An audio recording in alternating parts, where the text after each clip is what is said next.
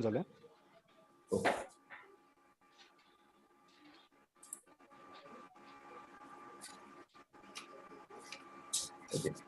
Okay, sir, done. Good morning, everyone. It's our great privilege to welcome you all in the one-day national online workshop on laboratory safety for students, faculties, and laboratory staff, organized by Department of Chemistry. Workshop is organized under the DBT STAR College scheme. The main purpose in the organization of one-day national workshop on laboratory safety is we know that the laboratory safety practices is very important aspect while doing the practicals. Students and faculties and laboratory staff should know the best laboratory practices. Students should know the laboratory safety measures while doing the practicals, and also faculty members to know how to conduct the practicals by using the best laboratory practices. We know that laboratory staff having the very important role in our laboratories. They must know the best laboratory practices like how to handle the chemicals, how to keep the chemicals in the laboratory as well as in the store, and what is the order to keep the chemicals in the stores. So today for this workshop, we have a very enthusiastic and distinguished scientist as a resource person. He is Honorable Dr. Bhaskar Idge sir, scientist from Polymer Science and Engineering Division, CSIR, National Chemical Laboratory, Pune. On the behalf of Department of Chemistry, Ramakrishna Paramahansa Mahavidyalaya, Osmanabad, I warmly welcome Honorable Dr. Bhaskar Idge sir in this one-day national workshop on laboratory safety. Now, I request our multidimensional Honorable In-Charge Principal, Dr. A.B. Indalkar sir, to give the welcome address. Dr. A.B. Indalkar sir.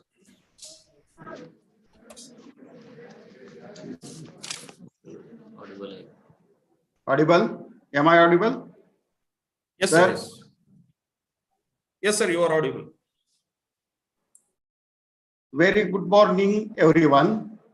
Today, the Department of Chemistry of our college has organized one-day online national workshop on lab safety. So, on behalf of the college, I welcome wholeheartedly the resource person, Honorable Dr. Bhaskar Ji Idge sir, a renowned ex-scientist, Polymer Science and Engineering Division, CSIR, National Chemical Laboratory, Pune. We have with us Head Department of Chemistry, Dr. Jadhav sir, Dr. Mahadik sir, Professor Bhosle, Dr. Deshmukh, Dr. Dhumar, Dr. Professor Khochre sir, dear participants, my colleagues, non-teaching staff. In brief, I would like to give you a brief introduction about our college and Sanstha. Sri Swami Vivekananda Shikshan Sanstha, founded by Dr. Bapuji Salunke, is one of the leading educational institutions in Maharashtra, having 406 branches. Ours is a unique management founded by the teacher, run by the teachers, and run for the holistic development of the students through academic, cultural, sports, and extensive activities. A great visionary and educationist, Dr. Bapuji Salunke established Ramakrishna Paramahansa Mahavidyalaya, Osmanabad in the year 1959. Our college is affiliated to Dr. Babasaheb Ambedkar Marathwada University, Aurangabad. UGC in its second phase has identified the college as college with potential for excellence. The motto of our educational institution is Jnana, Vijnana and Susanskar Yasati Shikshan Prasar. It was the vision of Dr. Bapuji Salunke that college become a dynamic center of educational and cultural movement as a vehicle of social change, emerged as a premier institute imparting knowledge and skills and inculcating human values at its core for the everlasting benefit of the global society. In short, I would like to tell you some strong points of our college. Our college is recognized as the quality college in Marathwada region. We have star college status by DBT. We have rich infrastructural facilities. We have also common research center for the promotion of research. College with potential for excellence status by UGC. We have also university rankers. 72 students got UGC grant research project. We have good number of short-term and BOHO courses. 9 Chhatrapati awards by Government of Maharashtra to our alumni. First and second prizes in the university level Aviskar competition. So far today's workshop is concerned, I'm sure that the resource person will enlighten us. The workshop will be fruitful, informative, and beneficial for all the participants. I wish success to the workshop. Thank you once again. Deep, sir. Thank you, sir. Thank you for your welcome address. Now I request Dr. Sambhaji Dhumal sir to introduce our today's resource person.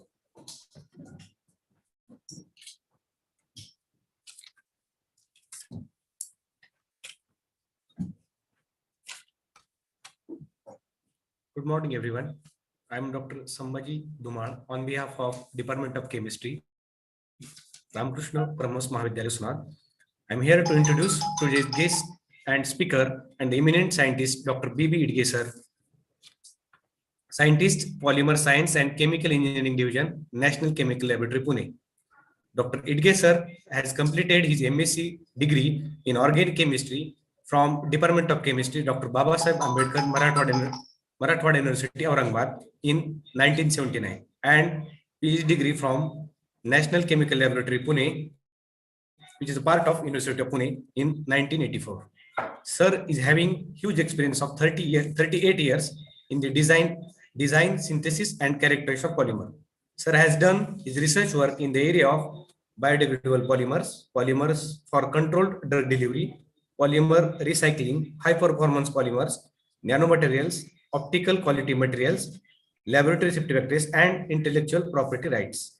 Sir has honored as a brain pool scientist in Korea Research Institute of Chemical Technology, South Korea during 2005 to 2007. He has visited several foreign countries and also acted as a visiting scientist in General Electric Company, Spain in 2001 to 2002, and General Electric Corporate Research and Development Center, New York, USA in 1997 to 2000. Sir has received 3 national awards. On his credits 56 patents in national and international level. He has published more than 135 research articles in the journals of national and international repute. He has guided 40 students of MES, MTech, MPharm, and PhD. Sir is the part of 10 professional societies and acting as a reviewer of more than 16 international journals. He has delivered more than 120 invited talks on green chemistry, laboratory practices, intellectual property rights, biodegradable polymers, and many more. With this brief introduction, please welcome Dr. B.B. Idge sir.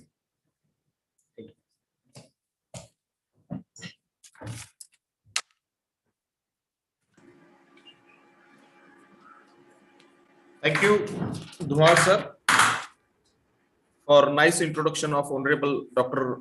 Idge sir. Now I request Honorable Dr. Bhaskar Idge sir to deliver the session. Dr. Bhaskar Idge sir.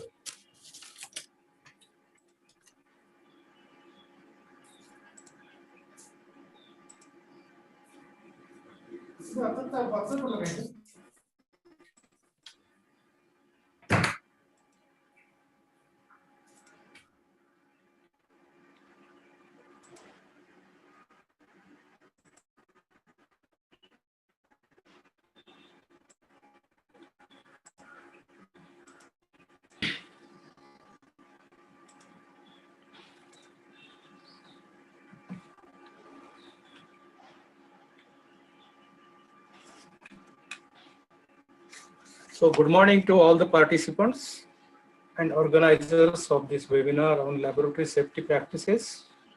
First of all, I would like to thank Principal Dr. Jaisingh Rao Deshmukh and Dr. Indalkar, Dr. S.T. Jadhav, convener of this conference, S.B. Deshmukh, the organizing secretary of this conference, then Mahadik, Dr. Mahadik, then Dr. Bhosle, Dr. Dhuma, and Dr. Kochare for giving me this opportunity to share my knowledge and experience in the field of laboratory safety practices for the benefit of the teacher, students, and lab attendants.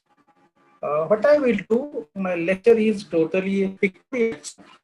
While delivering the lecture, I will be more concentrating on the actual case studies, how the accidents takes place when you are handling any chemicals or performing any reactions in the lab, or some small accidents performed while handling the safety equipments. Basically, the menu of my talk, first of all, I will highlight on what are the causes of laboratory accidents, then why laboratory safety is required, then what are the laboratory safety trainings, is a typical training, is a typical protocol, then what are your responsibilities while working in a laboratory, then how to use different chemicals, how to use different electrical equipments, what are the electrical safety, how to store the chemicals. There are so many misconceptions about this, and I want to remove these misconceptions during my talk.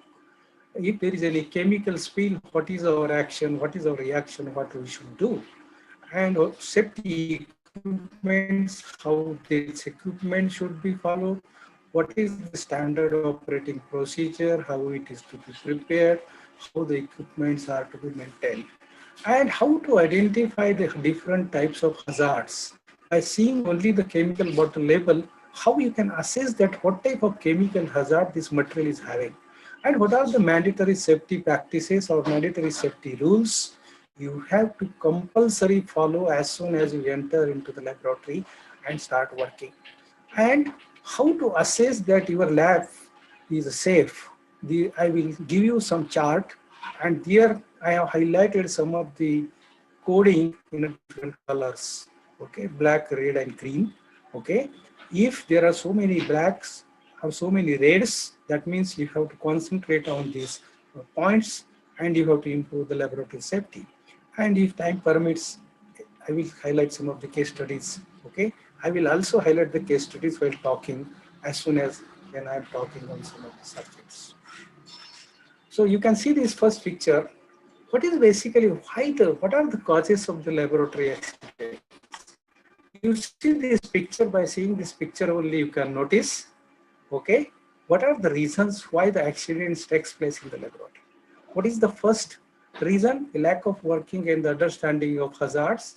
This person don't know how to use the different types of hazardous materials, okay, or improper and unintended use of equipment. You don't know how to use this burner and the other equipments. Then by seeing this picture, you can notice that he is inexperienced in working in a laboratory. That's why there is a need of giving the laboratory safety training. And there are a lot of distractions. You see what he is pouring, where he is looking, the burner is going on, the wires are hanging everywhere. So such type of incidences, if you face in the laboratory while working any reaction, and definitely you are going to cause a big accident. You will put yourself into trouble. You will put your institution into trouble. You will put your members into trouble.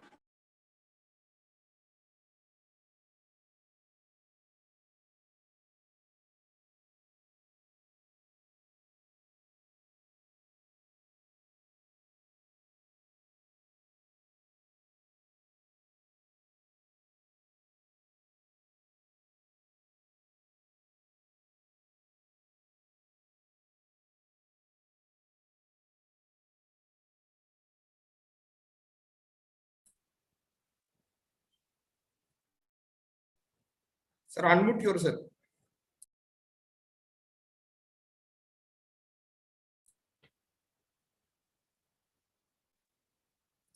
Sir, unmute yourself.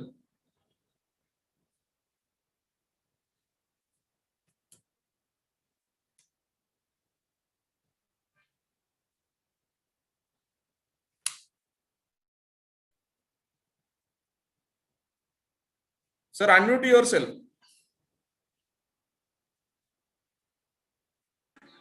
Now you can listen. Yes, Hello? yes. Yes, sir. Yes, sir. Yes, okay, okay.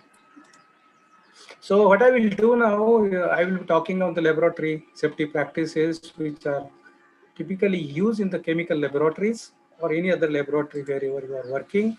This is basically the menu of the talk. I will cover these points. If time permits, I will go to the different case studies. What are the causes of the lab accidents? Why laboratory safety is required? Then for laboratory safety training, what is the typical protocol for the laboratory safety training? What are your responsibilities while working in the laboratory? How to use different chemicals? How to use different electrical equipments? How to store the chemicals? There is a lot of misunderstanding. Okay, how to store the chemicals? Okay, on the rack, in the store, or at the different places. And if there is any chemical spill, what is your reaction? How to react with that? What are the safety equipments, how to use them, what is standard operating procedure, and how to maintain these equipments. How to identify hazard by seeing the label on a bottle, without seeing or without reading any information, especially the lab attendants who are working in the laboratory. Okay, they are the main support for doing these reactions. So how they can identify the hazard based on the labels? Okay, label itself, it will tell you what is the hazardous nature of this material and what are the mandatory safety rules to be followed in the laboratory while doing experiments, and what is the laboratory safety checklist, how you can say that my lab is safe, my college is safe, how I am safe. Okay, there is some master checklist, and this master checklist is very, very important. Based on that, your laboratory safety is assessed. And if time permits or in between, I will cover some of the case studies, how the accidents takes place by doing simple mistake or simple cause of the accident.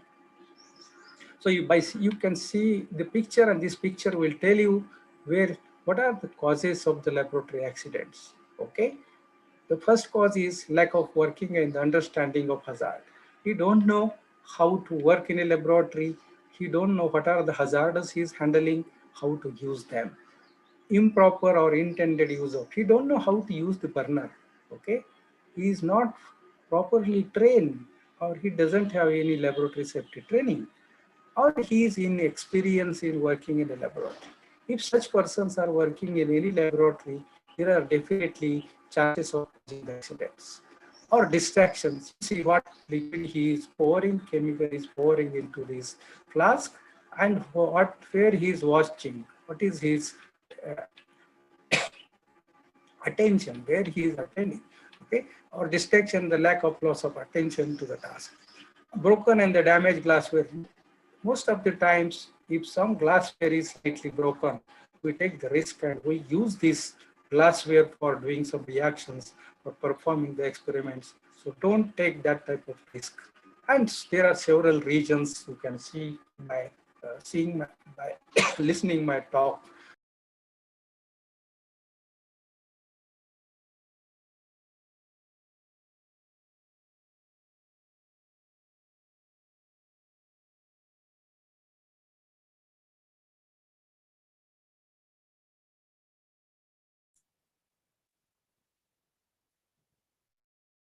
Hello, sir.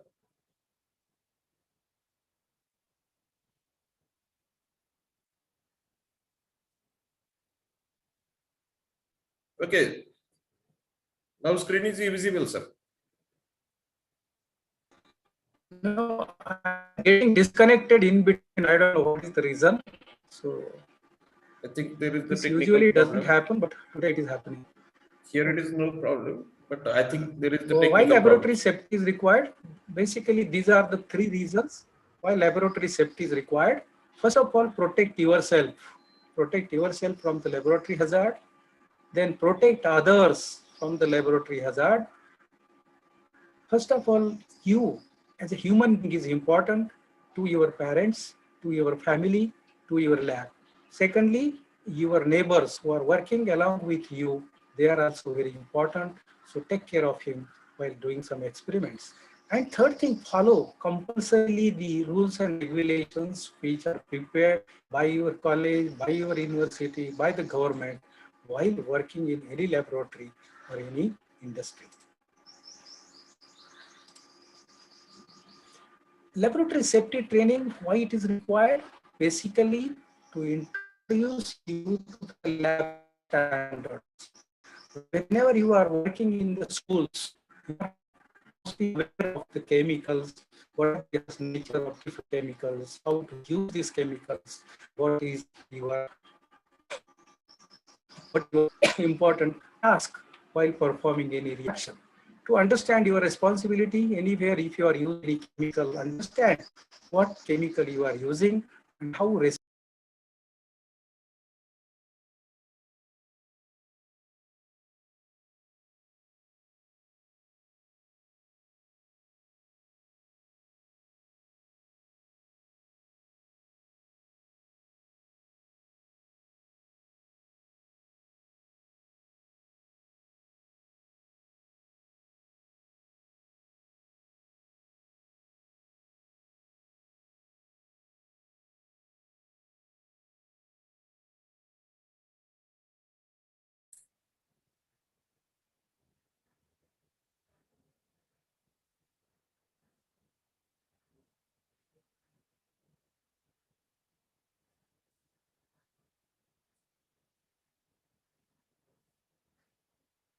Sir, unmute yourself.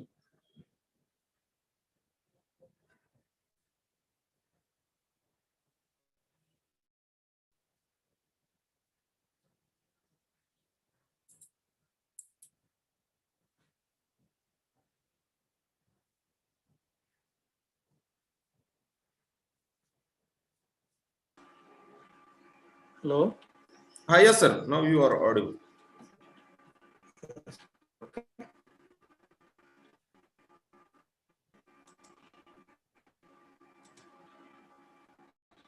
So protect yourself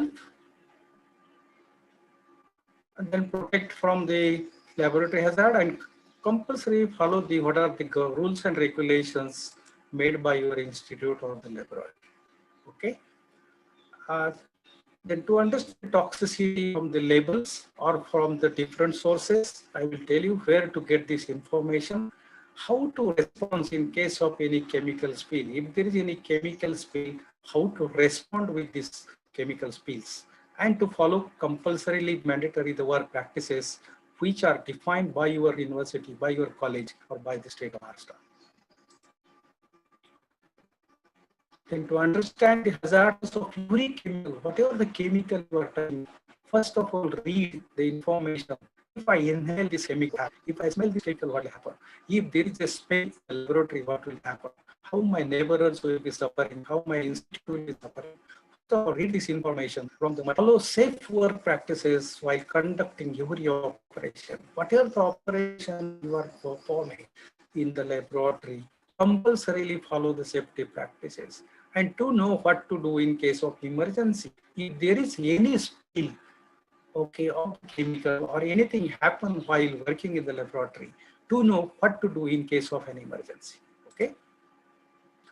Suppose, for example, you have applied for any grant and you got some equipment. Most of the times we are not prepared to install this equipment.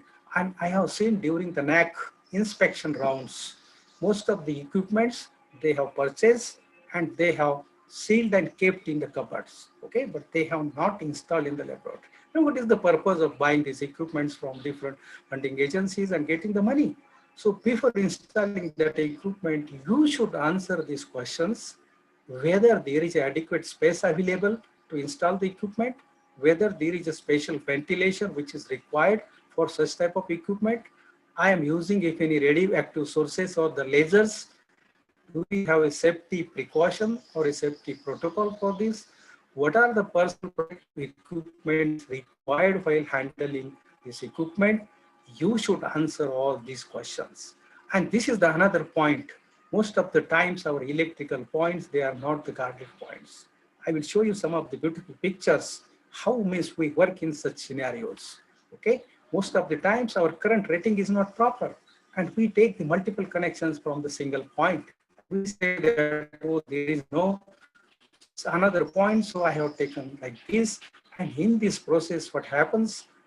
The equipment or such sophisticated equipment gets destroyed. Okay, where there is a special heating, cooling, or the electrical components which are required for your equipments, they are all set or no. So answer all these questions by ordering any equipment to your laboratory. See that your electrical panel is totally electronically maintained. Don't use the electrical panels which are, when I was a student, I was using different electrical panel and I was taking the multiple connections from the same point.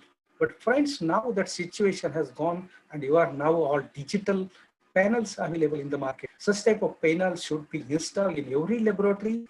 They are electrically safe, they are chemically safe, and it is very easy to use. Such type of panels should be installed in every laboratory, every place wherever you are going to connect such costly equipments.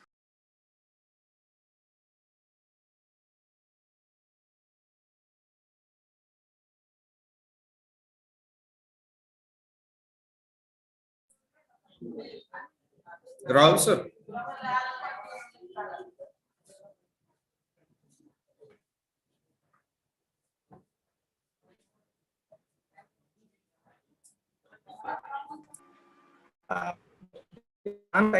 Such type of switches are available now in the market. They are totally safe, electrically safe, and you can use for connecting your sophisticated equipments. So try to avoid such old instrument or the old panels, old electrical lining, which we use in 30, 40, 50 or 60 years before.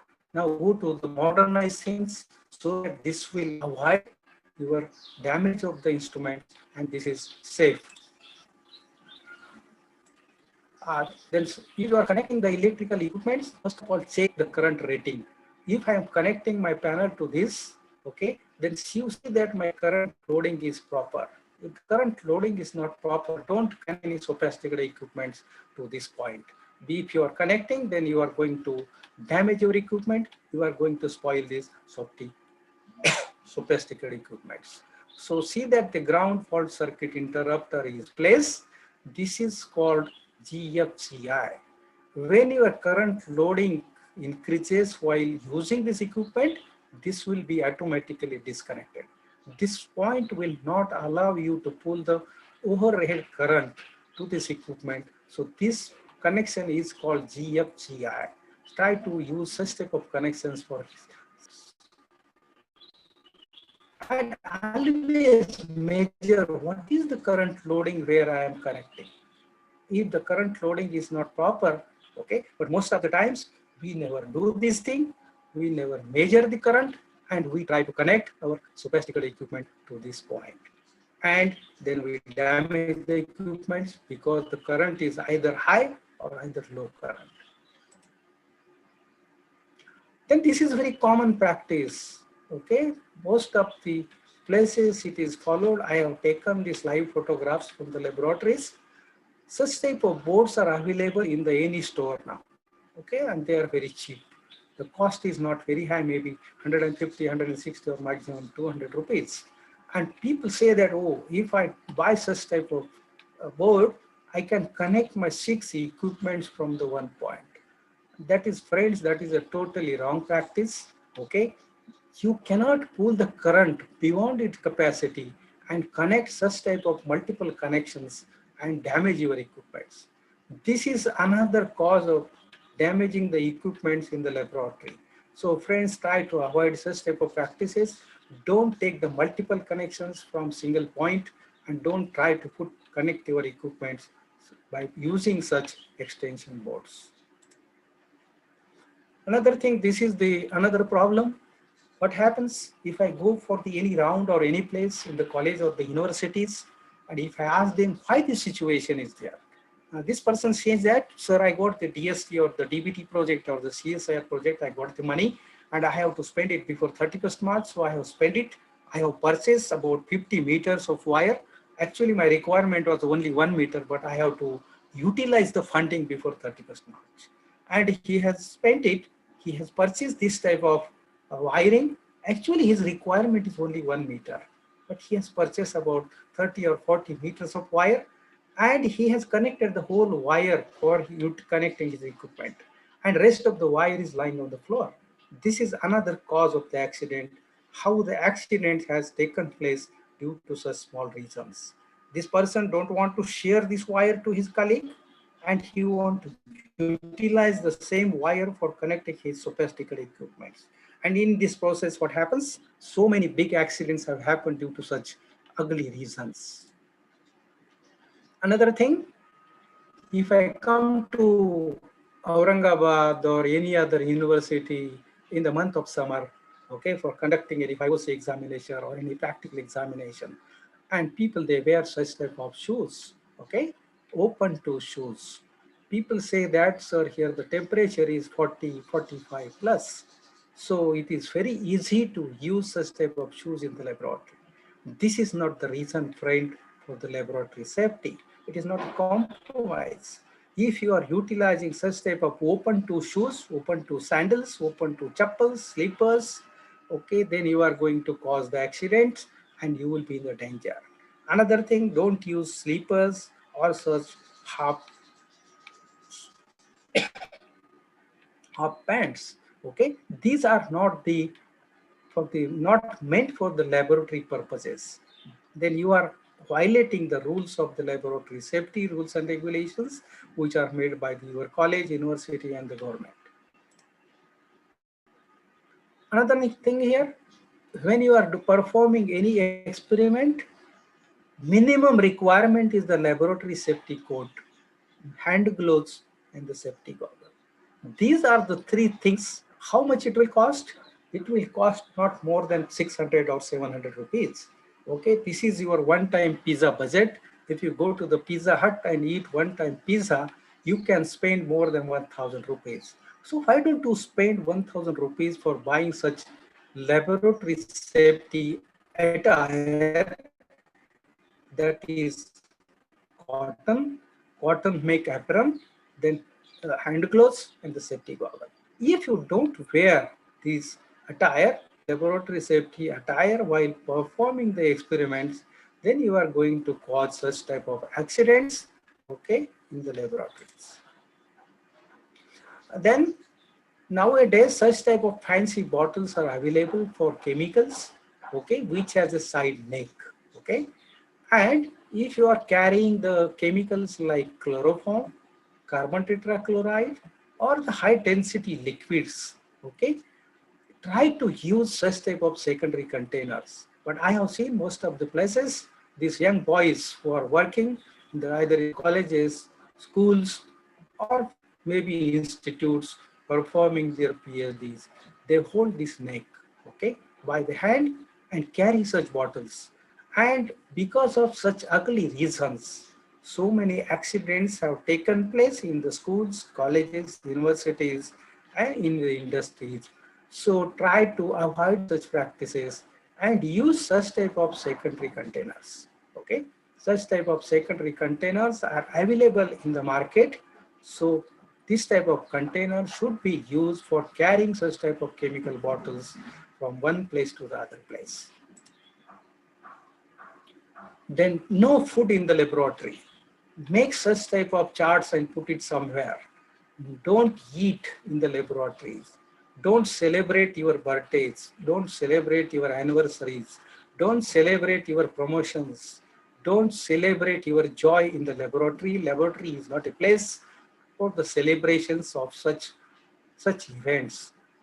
Go outside, okay, have a different environment and celebrate such type of environment here. If you are bringing your lunch, okay, don't eat in the laboratory. Go to some other place, okay, which is a safe place, eat to that place. Whatever the leftovers you are carrying, you should carry with you. Don't throw that leftovers into the dustbin. I will tell you what are the effects of throwing into the dustbin, okay. in National Chemical Laboratory, it's a big laboratory. So many people, they bring the tiffins from their houses, and they had a habit of eating in the laboratories, their sophisticated rooms. One of the person who has taken the lunch in the laboratory, whatever the leftover, he has thrown into the dustbin. What has happened? In the night, the rat came and the rat has taken, because of the good smell, okay, of the food, the rat ate those leftovers. And while going, what he did, he has cut all the circuits. These several instruments have been damaged, okay, by such silly reasons. So my request to all the people that don't eat in the laboratory and don't throw the leftovers of your lunch, breakfast, dinner into the common dustbin. Okay, you carry with you and dispose of, it is your responsibility. Okay, but don't put institute, college, or the university department into the trouble. No celebration of such type of parties. Okay, okay, no cold drinks, no such type of snacks. Okay, never bring and never eat into the laboratory. And this refrigerator is meant for storing the chemicals. So clearly write there, no food is allowed into this. And don't store any food into this. The fridge should always be locked so that the other person will not keep any food or any cold drinks, okay, into this refrigerator. Don't celebrate such type of parties, as I told you, any birthdays, anniversaries, or any celebrations into the lab by eating the pizzas and throwing the leftover of the pizzas into the dustbin. Okay, this type of leftovers, people they throw into the dustbin, and these such type of accidents have taken place. Then I will come to the housekeeping now. Housekeeping is very, very important in the laboratories. Okay, where you are working, where you are spending maximum time of your day. So keep your work area uncluttered. There should not be any cluttering on the table. As soon as you finish your work and you are leaving the lab, your work table should be clean. Whatever the materials you have used, it should go to its own place. Whatever the glass, chemicals, glass bottles, everything you have taken, it should be replaced and kept to the same place from where it has taken. Then whatever the extracts or whatever the filtrates which are not useful for your work, don't throw into the sink. It should be separately collected if it is contaminated with the chemical. Okay, if it is a water, then I don't mind in throwing it to the sink. But if it is contaminated with the chemical waste, don't throw into the sink, because you are going to again causing the problems and you are increasing the burden of the nature how to clean these contaminated water. Okay, any sharps you have generated, okay, it should be properly collected and send it for the recycling. And your housekeeping should not be cluttering on the table. Your table should be empty, okay, because there is no workplace. Okay, he cannot perform any experiment on this table because he has kept all the chemical bottles on the table and there is no place to work him. UV container should be labeled. Again, I will tell you what are the rules of labeling the chemical bottles, how a chemical is to be labeled. First of all, don't use the fancy felt pens. Colored fancy pens, they are available in the different stores. Don't bring and don't use those. The chemical label should be written in English language only. Chemical label should be written in capital letters, English language only, and only use the black ink. Okay. Once the label is prepared, it is pasted on the bottle. Put a cellophane tape on it. What is the purpose of putting the cellophane tape? Because after 6 months, if you write a label by a fancy, and you will go by judging the name of the chemical based from the smell or the appearance of the chemical.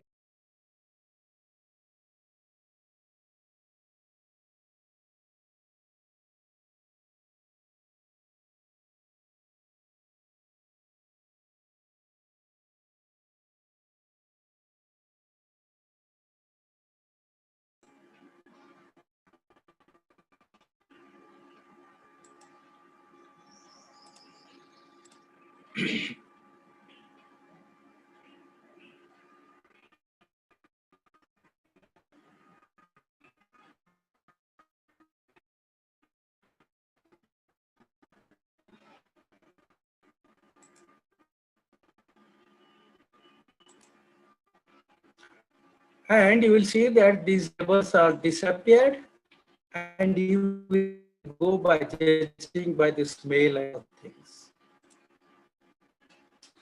Never use such type of practice writing the short forms. Okay, 70% ETH. Only you know that is ETH. Your lab attendant who is working in the laboratory don't know what is ETH. Or the person other who is not skilled in the laboratory, he will not understand what is 95. Alcohol into bracket write 95%.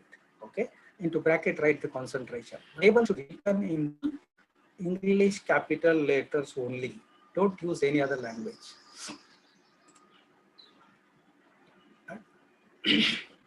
While working or using in cupboard,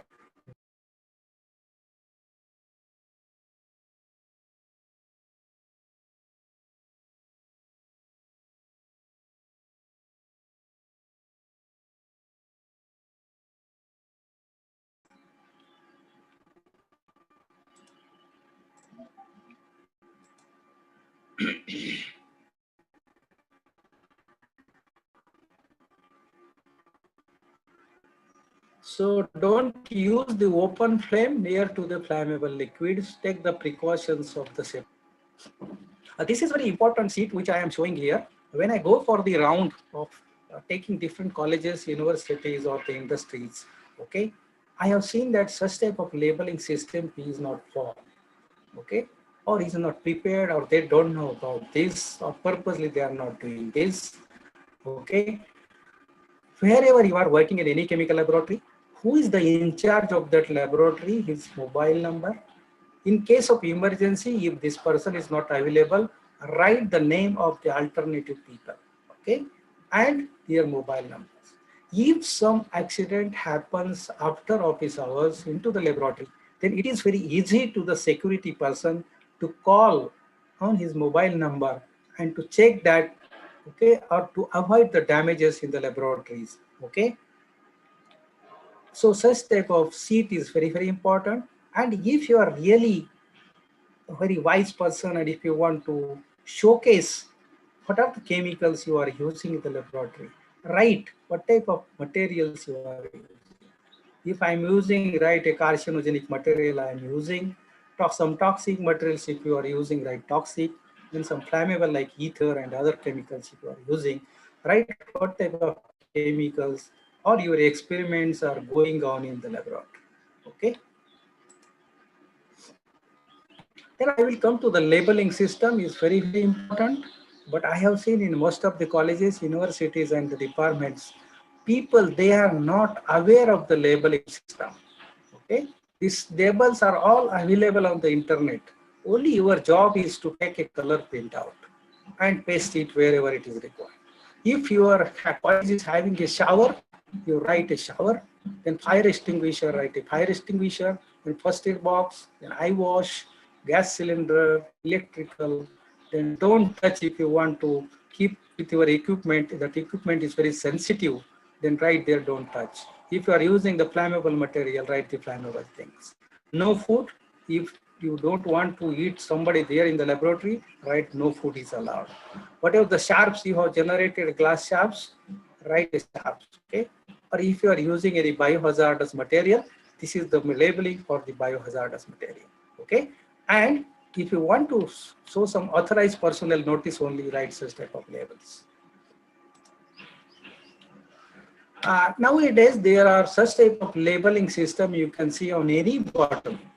By seeing the color, okay, of the label, you can judge because each color has some codings, 0, 1, 2, 3. If it is a 0, that means it's a less reactive. Okay, if it is a white and there is no number, means it's a specific hazard. If it is a red, number is 3, that means it's highly fire hazard material. Okay, if it is a blue, number is 2. If it is a medium, health hazard. So friends, by seeing the label on the bottle, you can assess the hazard of that chemical, what type of chemical it is, what is the hazardous nature of this material. Even you don't have to ask to anybody else. So like this, you study these labels and you assess on your own if it is a blue, red and yellow. Okay. Then there is another type of chemicals, the biological agents. If you are performing any biological agents reactions in the laboratory, okay, okay, pictures you can see here. What are those labels? One is the toxicity, another is the flammability, then reactivity, incompatibility, then corrosive, unstable, radioactive, and cleanup procedures. Okay, so these are some of the labels, okay, which are already available in the market or on the internet or on the chemical bottles, which you study and which you understand what is the nature of this material. Then from where you will get this information. If you are very much interested to read the safety measures and the first aid measures of each and every chemical, you can go to the Google, go to the Merck Index, or go to the Aldrich catalog, or go to the prudent practices in the laboratory which are followed, okay, in the Western countries, or go to the Sachs dangerous properties of industrial materials. You can get each and every information of each and every chemical you use. You don't have to ask to even anybody else. And my request to all the people who are working in the laboratories, before touching any chemical bottle, read this information carefully. Then only you will be serious that what is the hazardous nature of this material and how your health is going to be affected, how my neighbors will be affected, and how my institution will be affected. Okay. Then if you are generating hazardous waste, my request is try to minimize, okay? Or any biological waste, keep a control on this, try to minimize the use of this or radioactive substances or the mixed waste, electronic waste. You see that how the waste is generated. Identify fully, okay, any chemical if you are throwing. This is basically a chemical which is used material, used solvent or used chemicals. You see how people they follow the practice. This is the container. This is the container for putting the used chemical. This is the secondary container used because if the bottle breaks, the material will come into this container. Okay, and you see this funnel is keeping or pouring the used material into this bottle. Okay, and such type of seat you have to paste it. What is the material? Who is the person who has put this into the bottle? His name, his telephone number, and his phone number, his lab number, everything should be pasted on this.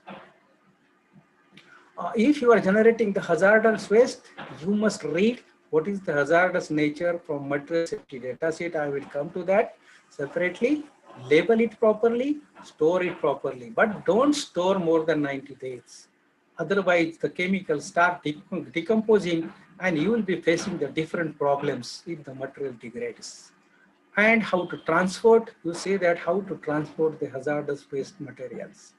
And disposal of this material, you see that how this material is to be disposed. But not a single chemical should be thrown into the soil.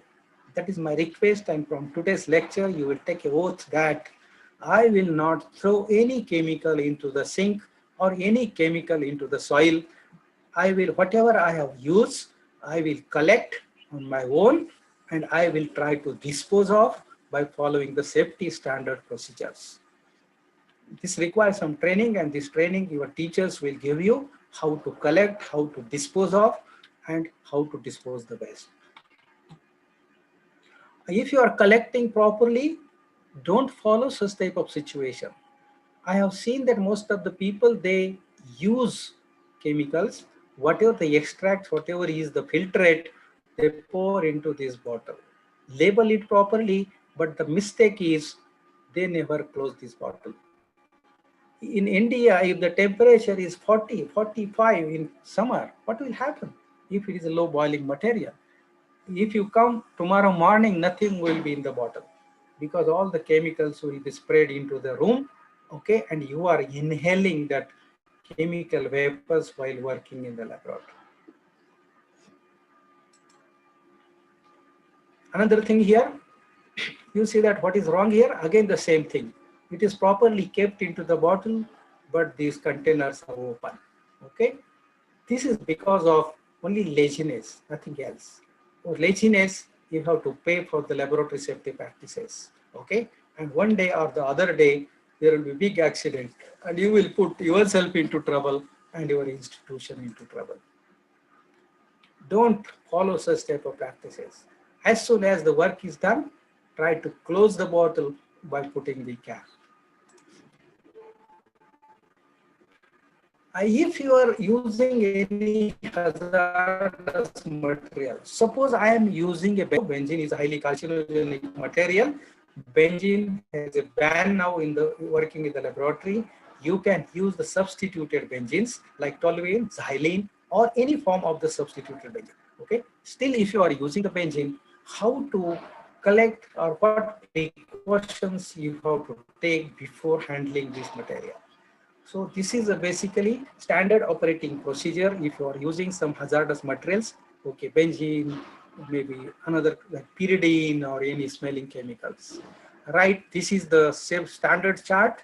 Fill the information, what is the chemical name, what is your lab number, who is the person who is using, and who is your supervisor, who is in charge, and what is the hazard, what personal protective equipment you have to, I will come to that.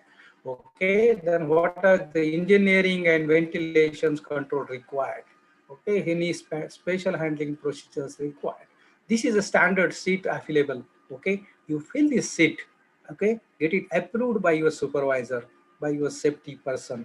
Okay, and by your principal, whatever it is. And no mixing of chemicals based on the smell. I have seen in most of the laboratories, people, they are very smart. Based on the smell, they tell that, oh, this is this chemical, this is this chemical. So don't judge any chemical based on the nature or the smell of the material, and don't try to mix them together. Okay? And so many accidents have taken place because of such silly mistakes. Okay?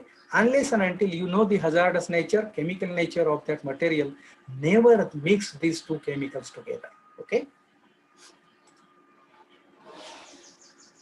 And don't throw any chemical which is used into the drain. Again and again, I am telling, from today's lecture, you take a oath that I will not throw any chemical into the sink, or I will not pour any solvent into the sink. Whatever the solvent or the solid which I have used, after my use, I will store it separately and dispose of it separately. Okay, but I will never throw any chemical into the sink. Okay, if you are throwing chemicals, any chemical into the sink, it will goes into the soil and your water gets contaminated. That's why today there is a need that you have to drink only mineral water. Who is responsible for this? We all people are responsible for spoiling the nature because we are throwing all the such type of materials bury into the soil and such chemicals contaminate into the water. So take a oath from today. I will not pour any solvent into the sink. I will keep separately and I will dispose of following the standard operating safety procedures. If you are using these vacuum pumps, this is very sophisticated pump. But if you go to the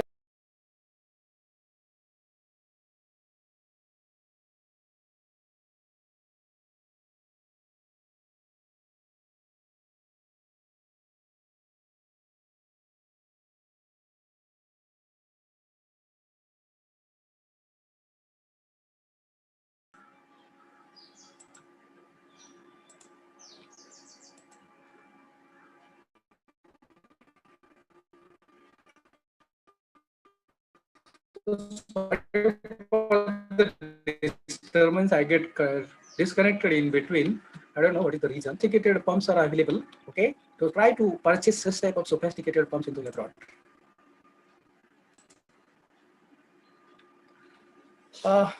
We were having the old version of the pumps. What we do, as soon as if we are not getting the good vacuum, we change the oil of the pump.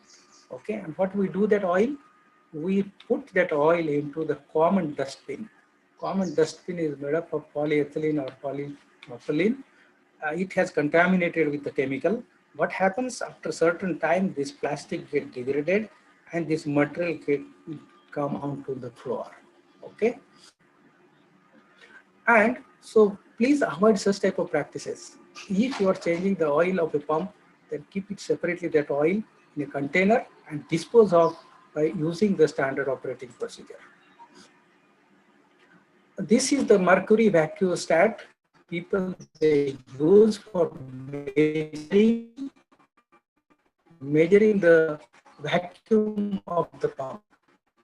But friends, nowadays the mercury is totally banned. Mercury is not at all used in laboratories. Even for the thermometers are replaced with alcohol thermometers.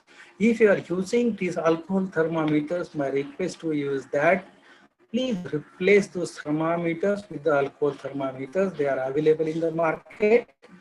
And again, you will be facing some of the questionnaire if you are using the mercury in the laboratory to the NAC people. NAC will always ask you the safety things. Now the mercury and such type of vacuostats are totally true. They are using now the digital electronic vacuostats which are available, where there you don't have to use any mercury or any glass. Okay, and they are very perfect systems which will tell you the exact vacuum of your pump. This type of pumps you may be having. This is a very old version. When I was doing PhD, I was using such type of vacuum pump for measuring the vacuum or removing any volatile from my compound. It has a open belt. This pump has several drawbacks. That's why this assembly has been stopped now. And this compact assembly is available in the market. If you are using the RotaVaps, this is called RotaVapor. Suppose I am having a solvent about 100 ml. And my compound is there about 5 milligram, and I want to recover that compound. How you will recover? You will use such type of RotaVapor to remove the solvents and to remove the compound. So what happens? You attach the flask here, you collect the recovered solvent here. Okay, water is circulated, you can apply the vacuum also. So this is a very sophisticated system. Okay. Now, if you are using this open system, please stop it and buy such type of RotaVapors. They are available. Okay, even the Indian RotaVapors are also available at the low cost. Okay, this is very sophisticated system used for recovering the solvent and removing the product from your reaction mixture. The same system which I have shown here. Okay, for this electrical thing. Okay, if you are I have shown the electrical, how these multiple connections have been taken place from the one point. Okay, so don't take such multiple connections even for the water also. Okay, I have seen this in the most of the labs. There is only one tap, and you want to connect 3 or 4 connections because 4 people are working there. That is not sufficient for these 4 people. So what they do, they use such type of multiple systems. Okay, and they do their own engineering. Okay, even mechanical engineering, and they make the multiple tap from the one tap. Okay, like this. I will come to this now, the biohazardous. If you see such type of label on the bottle, that means it's a biohazardous material. Okay, what is basically definition of biohazard? Waste organisms which cause disease or environmental or agricultural impact, human or primate tissues, fluids and cells. You must have seen this type of labeling system in the hospitals or tissue culture labs, okay, where they use this biohazardous material. Biohazardous waste is collected by keeping such type of labeling systems. Or tissue culture laboratories, if you see such type of labels, that means that is a sign of the tissue culture media infected with some XYZ. or some biohazardous solid waste if you are using. These are the pipettes and the droppers. These are the hand gloves. These are some syringes. Such type of pictures are pasted somewhere there, means this laboratory, they are using the biohazardous material, and the biohazardous waste is collected in a fully safest manner. Then if you go to the laboratory, how this biohazardous waste is collected, you can see these are the containers, especially you see the syringes, how they are collected, okay? Collected properly, separated properly, and sent it for disposal, okay? That means, and there is a primary container, there is a secondary container. So all this biohazardous waste is collected into these bags, label it properly, covered it properly, and send it for the disposal. Then biohazardous waste, if you are generating any droppers, any spatulas, any needles, such type of labeling system is to be followed, okay, or syringes, okay. And this should be kept in a proper container. This should be properly labeled with your name, with your telephone number, with your email address, and send it for disposal. Why this is required? If they found any suspicious thing, be on your mobile number or on your phone number or email address, and they will never touch this container unless and until you clarify, okay, to them what type of waste it is and what is the hazardous of this material, okay.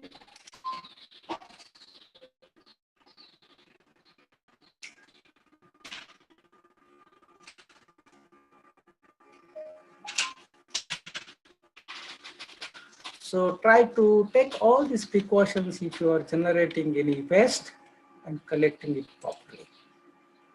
So still most of the laboratories, they don't bother about how much this is filled. They go on putting and putting. Even you can see such type of situation in most of the hospitals. Okay, this is overfilled. So please avoid such type of situations. They are not good for the laboratories. Like this, don't generate such, even though the container is properly labeled.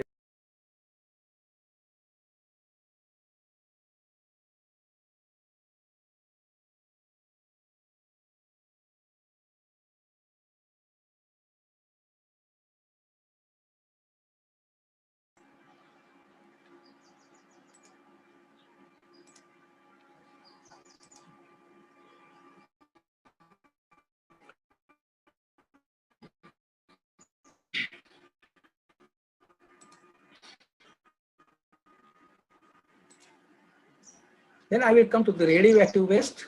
Most of the time we generate a lot of radioactive waste. Okay, it may be in the laboratories, it may be in the X-ray rooms or any other laboratories. Store behind the appropriate proper labeling, collect in an appropriate vessel, collect traces of the contaminated waste. Label it properly, write the detailed information on this labeling system, what type of waste it is. Never mix different types of waste together. And because of such silly mistakes, so many accidents have taken place.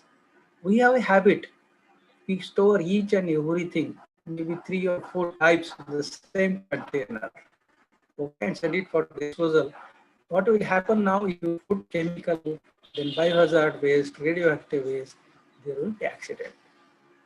Never make a practice that you put the 2, 3 or 4 types of things, okay, together. Sitting in the house, you must follow the same practice, okay. The different types of waste to be collected in the different containers, but never mix this waste together.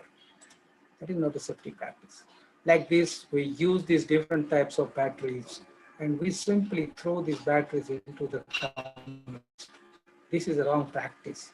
So please avoid such type of practices of mixing the waste together, okay, and throwing it into the dustbin. Next, or any cartridges, don't throw into the common waste. Electronic waste, there is a separate procedure, okay, for storing and disposal. Then, suppose you are collecting some common hazardous waste misconceptions. What are the misconceptions? People say that ethyl bromide buffers and the solid is basically not a bio waste. Okay, Then commission commercial blue stain, it's a type of stain, blue stain. They say that it is not a hazardous material, or silver stain, or different types of categories. Most of the times there are a lot of misconceptions, and we say that this is not a bio waste or this is not a hazardous waste. So before putting or any waste or generating any waste, first read the material safety data sheet. Like this, so don't combine these 2 or 3 things together, okay? And don't send it for disposable, or don't throw into the dustbin, or don't throw into the wash basin. I will come to the housekeeping now. This is basically a picture of a cold room where the temperature is maintained, okay? All the reactions are performed in the cold room. Basically, it is similar like our lab, only the temperature is low. This is basically a working table. You see what is the situation of the working table, how crowded it is. You see how the waste is generated. So this is not a laboratory safety practice, okay? Then shipping some of the chemicals from one place to the other place, you have to read all the information, okay, regarding that chemical from the material safety data sheet, okay? Put it, collect it properly, label it properly, write the details, phone numbers, everything, okay? I will come to this now, material safety data sheet. It is a very important, but first of all, if any person is using any chemical, first read the material safety data sheet. If a doctor prescribes a medicine to you and you buy a medicine from the market, you will get similar type of sheet about that medicine. Read that first, okay? For is allowed, what precautions you have to take, what will be the side effects if you take that medicine, or if you take the overdose, what will happen. Similarly, material safety data sheet will give you the information about that chemical. And these are basically the 16 components under 16 categories the information is given. This is freely available on the internet. You can go to the Google, download the material safety data sheet of the chemical which you are using, and keep it in a laboratory properly under the alphabetical order, so that each and every person don't have to go to the internet, read the information, take the printout.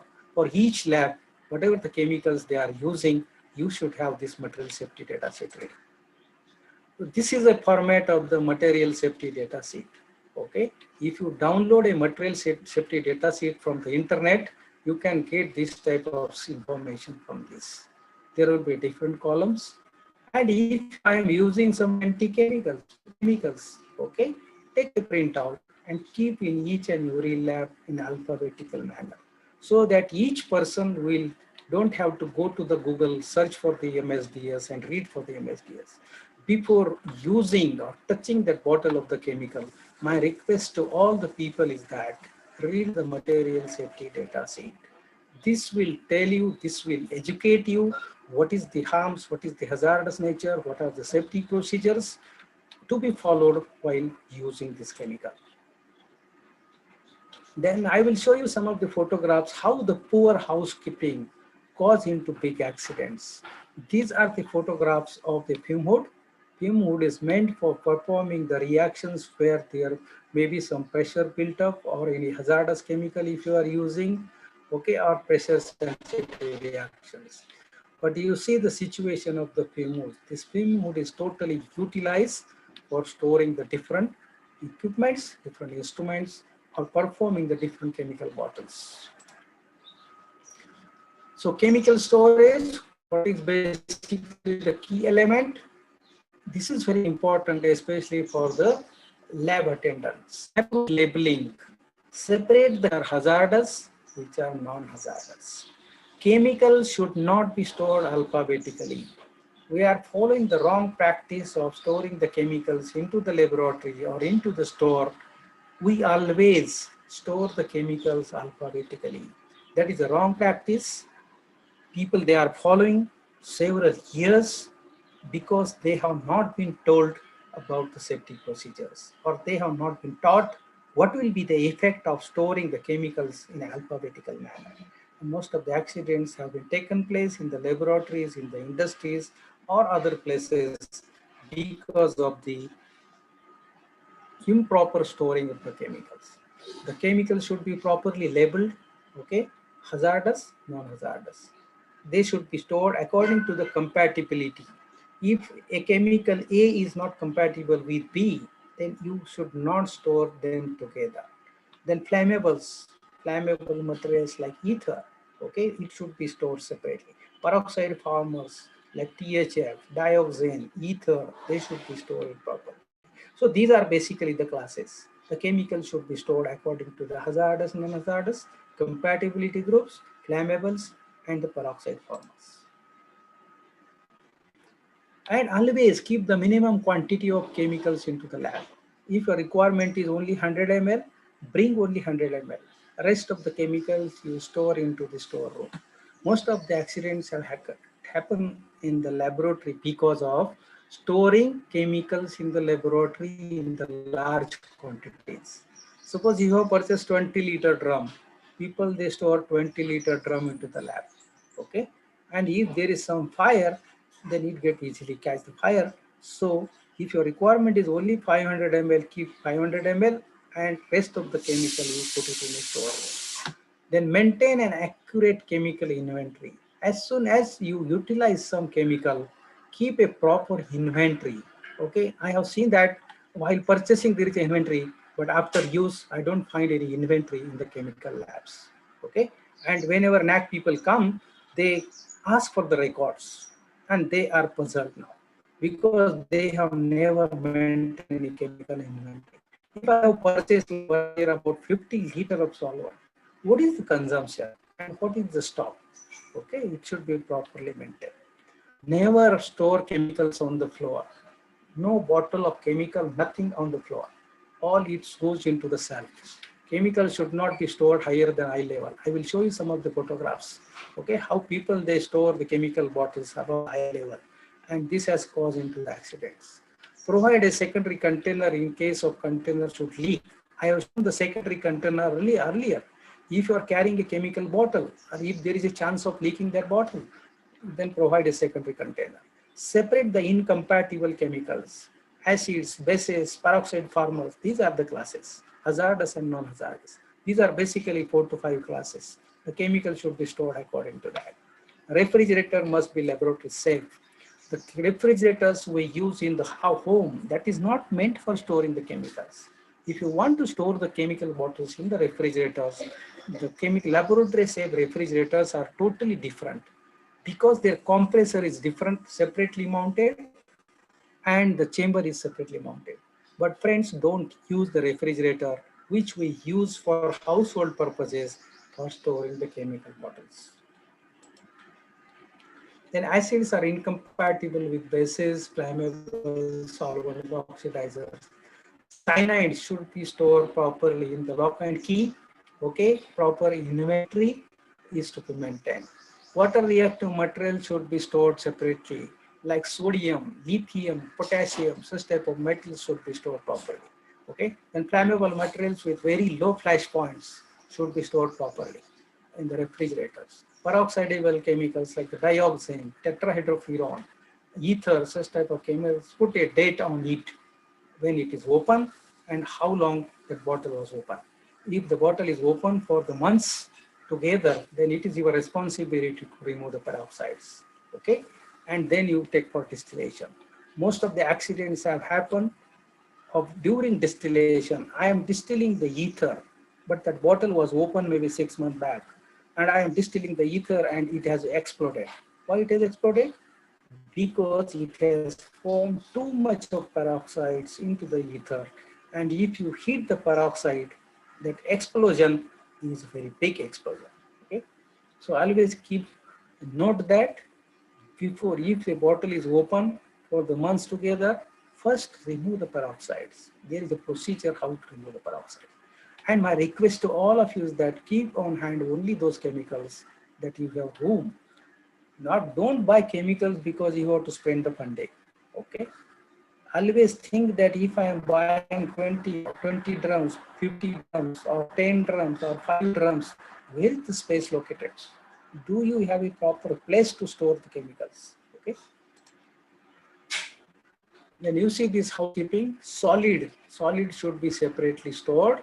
Okay, dry chemicals especially as per the classification. Again, classification, hazardous, non-hazardous.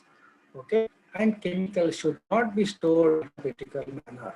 Again and again, I am telling, chemicals should not be stored in an alphabetical manner.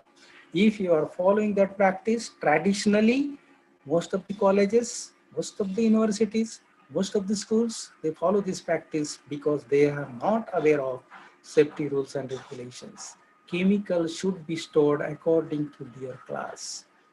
I have told you the class: hazardous, non-hazardous, flammable, non-flammable. Okay, peroxide formers, non-peroxide formers. Okay, then they should be stored. Okay, like this. There should be a secondary container. All the bottles should be stored into the secondary containers. Okay, but always keep in mind that I am not storing chemicals in alphabetical order. I will store according to this class. I will keep it flammable separate, organic acid separate, and mineral acid separate, then bases separate, oxidizer benzene. If I am using, I will keep it separate. Such type of containers, friends, are now available. Okay, they are flame-proof, pressure-proof containers. They are already available in India now. If you are using these plastic drums, okay, plastic drums or the plastic bottles has always the problem, okay, of storing the materials, okay. So don't use such type of practices. Buy such type of containers if you are having the grant, and try to use these containers. They are the pressure-proof containers. Okay, you can store acetone, you can store ether, you can store any different chemicals. Okay. And if there is another provision that the secondary container, so how they take the precautions? They keep the material into this container, then such containers are totally kept into this cupboard. So you are doubly safe. Okay, that means nothing is going to happen. Furthermore, I am writing their flammable, keep fire away, and I am putting the labeling system. What is there into this? This is a proper safety practice followed, okay, in most of the laboratories in India and abroad for storing chemicals in a laboratory so that you are safe, your laboratory is safe.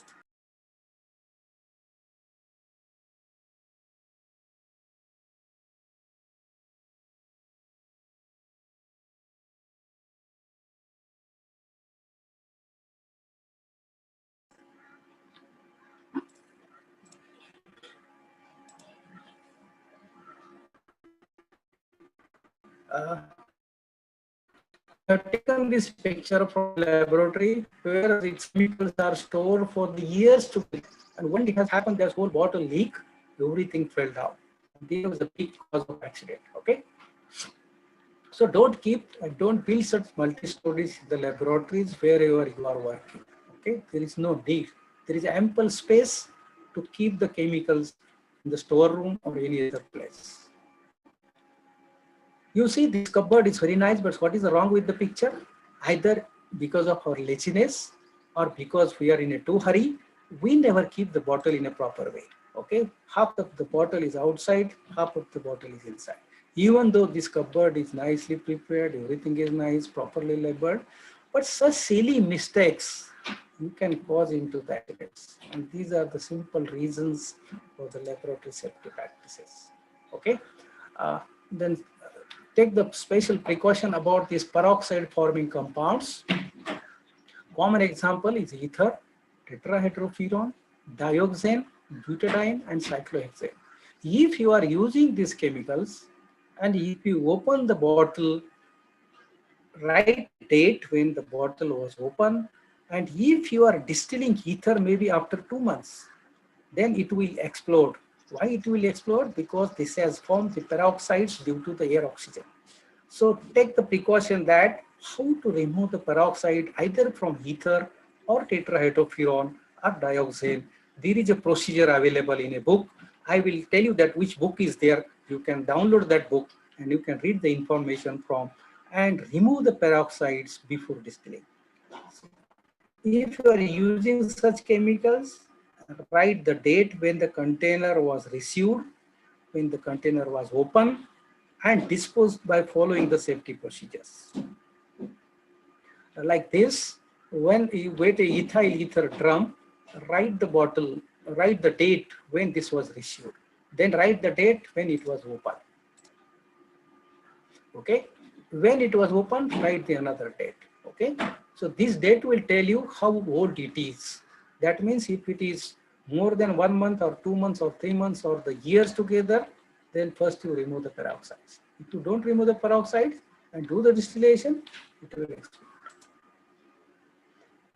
And if you see that if it is stored years together, you don't bother about the safety. Then what will happen if it is a metallic drum? Such type of white deposition will be collected on the top. But this, that means this material has too much formation of peroxides. Okay, too much formation of peroxide. That's why this deposition is there. And if you distill this ether, this will explode and this will cause a big accident. Then chemical storage, this is avoid cluttering. It's basically the tabletops are not meant for storing the chemicals. Okay, they are meant for working space. So never block the space by storing empty bottles, chemical bottles on the tabletops. You maintain your working table. Okay, then you will be safe, your neighbor will be safe, and your institute will be safe. Don't create such situation. Don't build any multi-stories and don't store the bottles. This bottle may be very old, one day or one day night or everything will fall down, and this has caused big accident. There are several case studies because of poor housekeeping. Such accidents have happened in the different laboratories. You see the another working table here. Whether this person is very lazy or he or she may not be interested in sparing his working space to the other colleague. There are two reasons: if a person is lazy or if a person is doing purposely. But this is going to cause some accident and this will be harm to himself, to his colleague, and to the institution. If you are generating some important samples, okay, and you want to keep it for months together, years together, okay, collect the samples properly, use the containers properly, label it properly. My sample, there is an inside container is there is another sample, but I am taking the precaution that my sample is safe because I am using the secondary container.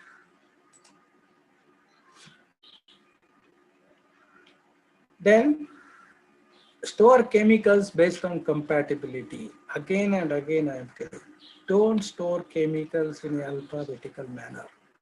The chemicals which are compatible may be stored together. The chemicals which are non-compatible, they should not be stored together. Okay. Avoid cluttering, okay? Don't build such type of multi-stories in the laboratory and don't keep the chemical, establish a contact, just don't keep any chemical above your eye level, okay? There are two reasons. This may be purposely he or she is doing because the another colleague, he should not take this chemical bottle where it is kept. Or another thing, he or she may be very lazy, okay, while working in the laboratory. But such practices, friends, will end up into big accidents. Then if there is any chemical spill, you have to take proper precautions. Okay, again, what type of spill it is? It is a 10 ml, 100 ml, 2 liter, 5 liter, what type of it is. Okay, you should know what is the cleanup laboratory. First, inform to your colleague. Don't hide anything. Okay, inform your colleague, inform your institute. Always warn others. Whoever people are there, always tell them such and such thing has happened due to mistake or due to ignorance or whatever it is. Then find out the reasons why this has happened. Read the MS material safety data sheet, what is to be done. in case of any spill, in case of any fire, or in case of any spillage. If you can act it, neutralize if it is, you can do it, or adsorb the liquids if it is possible, collect the residues, dispose the waste, decontaminate the area if you know. If you don't know, alert to your colleague, alert to your institute, but don't try to act yourself. If the spill is of maybe small quantity, then it is easy. But if the spill is more than 4 or 5 liters, then you have to take the proper precautions, how to extinguish the fire, how to destroy that residue of the material in a safest manner. Okay, so see that precautions, if the spill is greater than 4 liter or 5 liter, okay, see that how this is to be disposed of. And you don't know any carcinogenicity, flammability, and unknown toxicity. You consult your colleagues, your friends, and take the collective decision. Okay. Friends, the mercury thermometers, I want to comment on this. Because of the safety reasons, mercury thermometers are totally banned now. In a laboratory, if you want to use the thermometer, mercury is not allowed. Okay, and if you are still using the mercury thermometers, the NAC committee always will ask for a question, why you are using mercury still today. Nowadays, there are alcohol thermometers available, which is the replacement of the mercury, okay, and it will work in the same fashion like the mercury thermometers, okay, because mercury is a highly carcinogenic material which is totally banned. That's why mercury is banned in the thermometer, mercury is banned in the vacuostat. Wherever the mercury is coming into contact, this is totally replaced with some alternatives. A first aid box is very, very important. It will cost you hardly maybe 150 to 100 rupees. But friends, most of the laboratories, they never maintain this. And whenever any NAC audit comes, they will bring, and this will remain forever till the next audit. Whenever I go, we have visited several places and we have seen that, and people, they will openly tell this has been purchased at the time of NAC round. That means maybe 3 or 4 years back. So all the chemicals which are present into this box, with each chemical, each medicine, everything, bandage, each has an expiry. It will expire after 6 months. So your responsibility is to replace the materials which are expired. This will not cost you too much. This will cost hardly maybe 150 to 200 rupees. And if 200 rupees, you can get the whole setup of first aid box. And if there is any spillage happens to your body, such type of kits are available. Spill control kit, they are also available in the market. So these two things are very important in the laboratory. Each chemical laboratory should have these two things.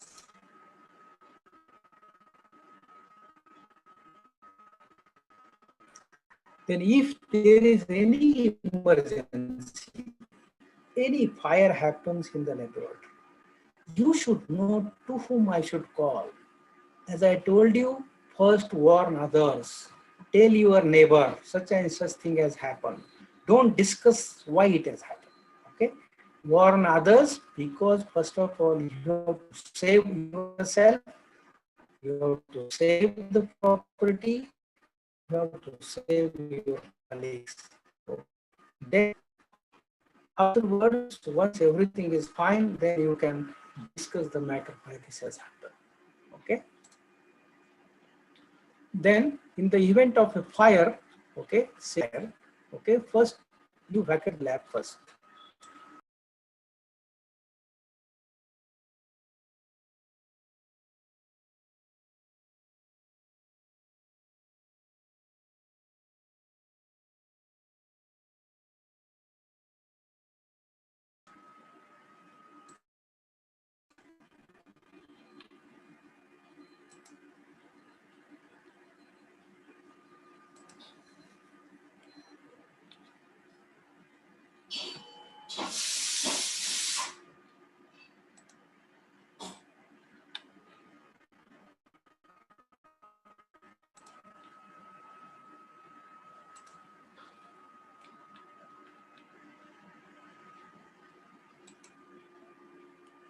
So sorry for the disturbance. I don't know why this is happening in between. So in the event of, so always you should know what are the emergency numbers. You should always inform if anything happens in the laboratory. Always vacate the lab first. Come to a common assembly area and don't think that why this has happened. In case of any fire or in case of any accident. You should know now the fire extinguishers. This is very, very important safety equipment. Most of the times people, they don't know what type of fire extinguisher you have to use for different type of fires. And because of this, even though this is available, okay, in the laboratory, people, they can't use it because they don't know, first of all, how to use it. Then they don't know for different types of fire, how to use these fire extinguishers. So you should have a training of operating the fire extinguishers. Okay, if it is a wet fire, if it is a dry fire, how to use these fire extinguishers and what type of fire extinguishers are available. Okay, know the locations. First of all, you should know where are the fire extinguishers located. They should be properly serviced. Again, this is the same story. Most of the fire extinguishers, they don't work when there is a fire because it is not serviced. People will say that, oh, these fire extinguishers were serviced long back, maybe for the first round. Okay, I inspect the date when it was serviced, write the date and the person who has service. Okay, this type of card should be there on this date and everything should be maintained. Okay. Then you should have these eye showers. This is very, very important.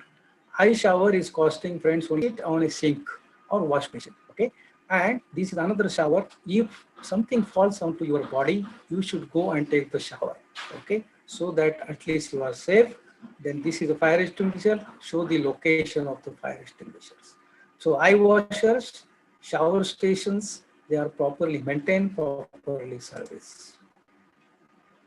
If you are using the gas for any reactions, maybe nitrogen, argon, or hydrogen, okay, this type of valve system should be used. Cylinder should not be allowed into the laboratory. Cylinder should be kept out of the laboratory, and the gas connection should be taken into the laboratory by piping. Okay, and you should remember this card. If any substance is burning, how to extinguish the fire. Okay, if you are having solid material like wood, paper, textile, charcoal, how to extinguish? You can use either water or foam also may be used. Liquids like solvent, oil, tar, paint, etc.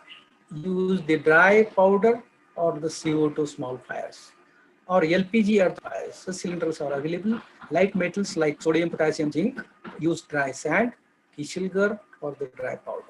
Okay, and the electrical installations, maybe CO2 small fires or the dry powder should be used. Then I will come to this personal protective equipment now. What are these personal protective equipments? Gloves, like protection, lab coats, safety shoes, and the respirators.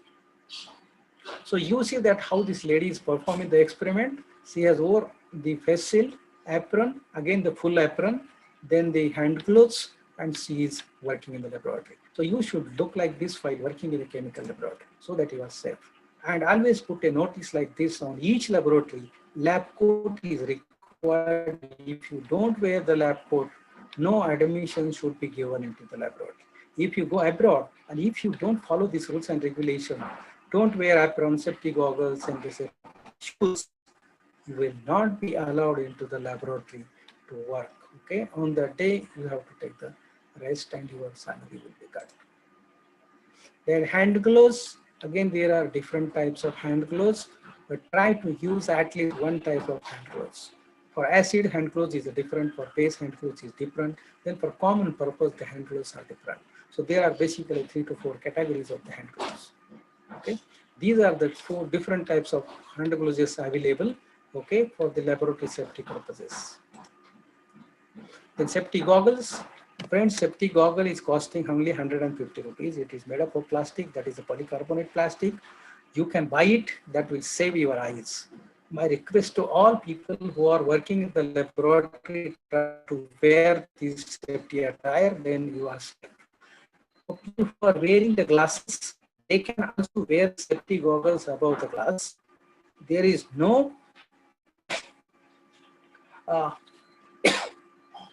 no rule that person wearing glasses means he should not wear the safety glasses, because safety glass is again made up for the safety purposes. So people say that, oh, I am having the contact lens, so should I wear the safety glasses? Yes, of course, you have to wear these. Avoid wearing the contact lenses in the chemical environment. Always keep in mind that if you are performing some chemical experiments, don't wear the contact lenses. Okay? And if you don't wear these lenses, what will happen? Simple maths I have shown here, 2 minus 1 is equal to 1. And that 1 also, again, 1 minus 1, you will be totally dark. So always keep in mind that whenever I am entering into the lab, I should wear the safety attire like safety shoes, then apron, then goggle, and the helmet, okay, and the hand gloves. If you are performing some radioactive operations like the X-ray and the other rays, then these aprons are totally different, okay. You must have seen that the person taking the X-ray in a hospital, he wears such type of coat, okay, for his personal safety. This type of eye showers are available, okay. This is called the telephone eye showers. You can fix it anywhere, or even a simple shower made up of plastic, you can fix it on a sink in the laboratory, that is costing 150 rupees, okay. Then there is another shower, fancy showers, they are available. You can install it in a laboratory wherever there is a place, okay. You try to fix a place, and people should know that where the safety equipments are installed, where is the location. Okay. The respirators, if you are handling material like pyridine or any smelling compounds, try to use the respirators, because always, okay, maintain your health status so that you are fit in working in the laboratory. If you don't take care of your health, okay, and inhale each and everything, okay, it is okay when you are young, but when age advances, you will be facing a lot of problems with your health. Such type of respirators are available. If you are performing highly operations, including the smelling materials, such type of respirators are available. Only you have to change the membranes of this, okay. You cannot use these membranes forever, because the membrane gets spoiled once you use it. How to use the respirator? There is a standard operating procedure. How to change the filters? There is a standard operating procedure, from where to buy, how to replace, what is the life of the membrane, everything is available, all data is available, okay. So follow the standard operating procedure of using these safety things. If you are using the biosafety materials, okay, then there are 4 categories, 1, 2, 2A and 2B. Again, take the same precautions, okay, like chemicals, we take the precautions. Then these are typical biosafety cap you need to install in a laboratory, okay, for performing the biosafety operations, okay. Again, the same way, safety apron, clothes, and safety goggles. You must have seen a microbiology lab, how people they perform each and every operation in the fume hood. Then gas cylinders, if you are using, friends, gas cylinder is not allowed in the laboratory. It should be properly chained. I am showing some of the photographs. Gas cylinder is not allowed in the laboratory. And if you are keeping the gas cylinders into laboratory, it should be properly chained. But the recent practice, the latest practice, and the most sophisticated and the safety way, the cylinders are kept outside and the gas is taken into the laboratory through a piping system so that you are safe. If anything happens, this is okay for nitrogen or argon. If you are using hydrogen gas and if you're putting cylinder inside and if there's a leakage of hydrogen, what will happen? And most of the accidents have happened because of not following the safety practices. This is the photograph of a fume hood, how the fume hood looks like this and what is the standard operating procedure. Keep the slashes minimum open, okay, and do the operations, okay, in the fume hoods.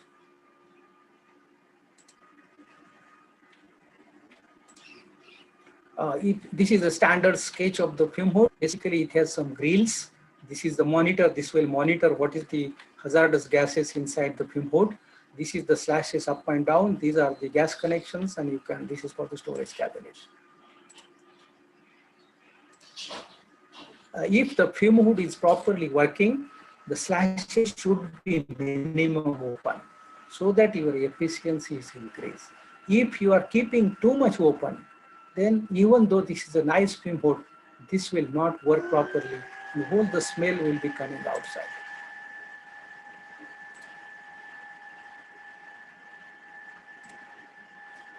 Don't chat in front of the fume hood while working in the laboratory.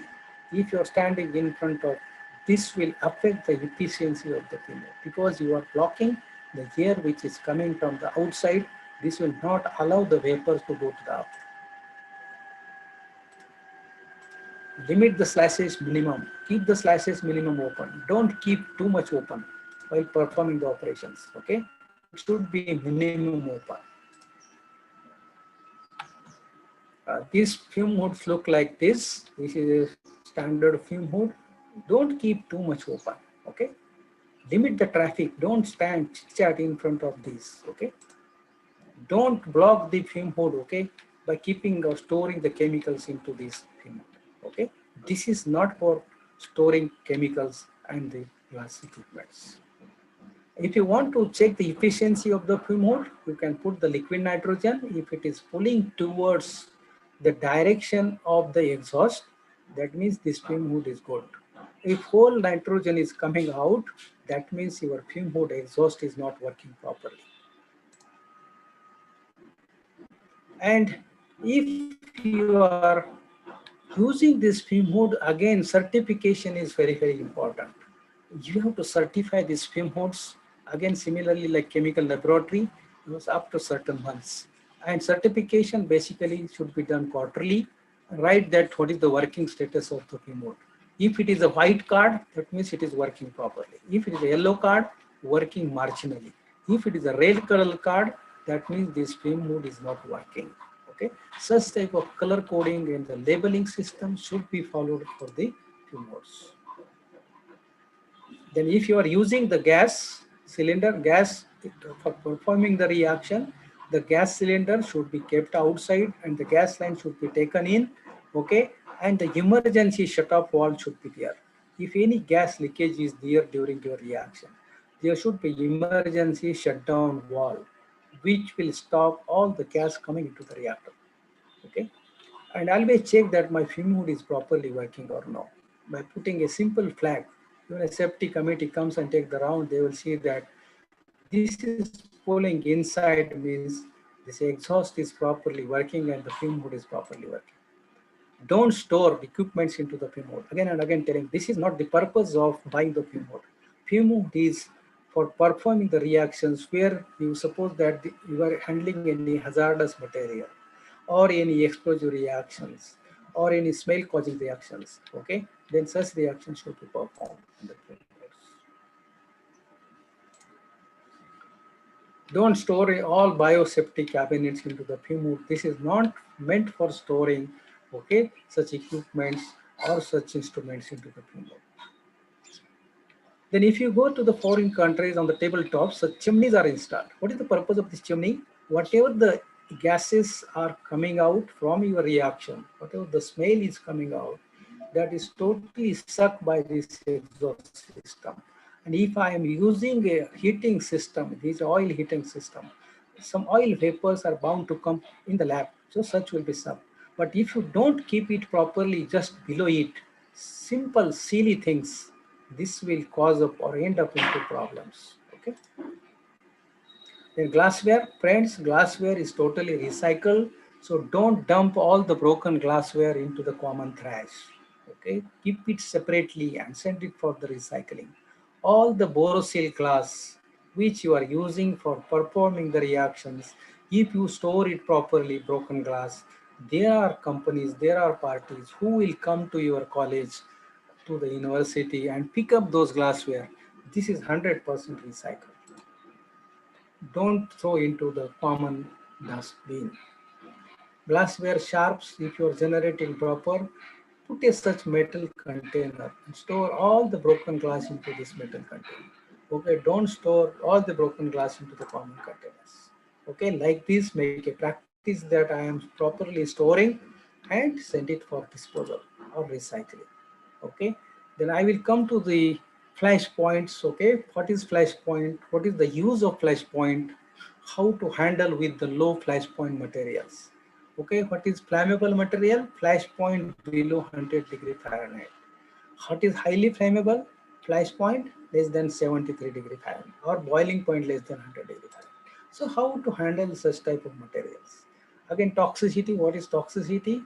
The lethal dose is determined, but toxic dose is equal to concentration into exposure time. Then acute versus chronic. Simple is the example is the consumption of alcohol. Okay, local versus systemic. Pet flea shampoo, whatever the shampoo which we are using for washing our hairs, and this is basically local versus the systemic toxicity. Then you should know what are the PEL. What is PEL means? Permissible exposure level. If I am using any chemical, you should know what is the limit of inhalation. How much I can inhale. Above that, what will happen? Okay, there is a OSHA catalog. This is American Agency, Occupational Safety Health Association. They have prepared different catalogs. They are freely available on the internet. You can read it. What is IDLH? Means imminently dangerous to life and health. So how to handle such type of materials? You should know how to handle PEL materials, how to handle IDLH materials. Then how the chemical goes to our body. Basically, there are 4 routes. If you inhale, if you ingest, or skin absorption, or ingestion. If you are not wearing the hand gloves, there are chances of going chemicals through to your body. So these are some of the definitions of the materials. Toxic materials. Aspigent prevents oxygen from reaching body tissue. Simple example is carbon monoxide. You know, if you inhale carbon monoxide, what happens? Okay, or carbon dioxide. Then allergen or sanitizer basically causes allergic reaction, which can be lethal dose. Okay, like dicyclocarbamide or isocyanates, organophosphates, or the heavy metals. What is carcinogen? None are suspected of causing the cancer. And the simple example is benzene. What is teratogen? It will cause destruction of the reproductive toxins which may do damage to the fetus. This is especially for the women who are pregnant and working in the laboratories. They should worry about this. Dioxins are DES. Then mutagens, reproductive toxins which may damage or interfere with the genetic material. There are some list of chemicals, again designed by the OSHA. OSHA is an American health organization. Okay, in TP they are known to be carcinogens, and there are different groups. I am going to show this list. This list, you remember, there are 30 chemicals which are classified as select carcinogens. And I have highlighted purposely if you are using benzene or benzidine, okay, they are highly carcinogenic material. Friends, try to avoid the use of simple benzene. Use the substituted benzene like the toluene, xylene, okay, or any other chemicals, but try to reduce the use of benzene. Is a selected carcinogenic which has already the entry into the list of 30 chemicals. And this the list goes on.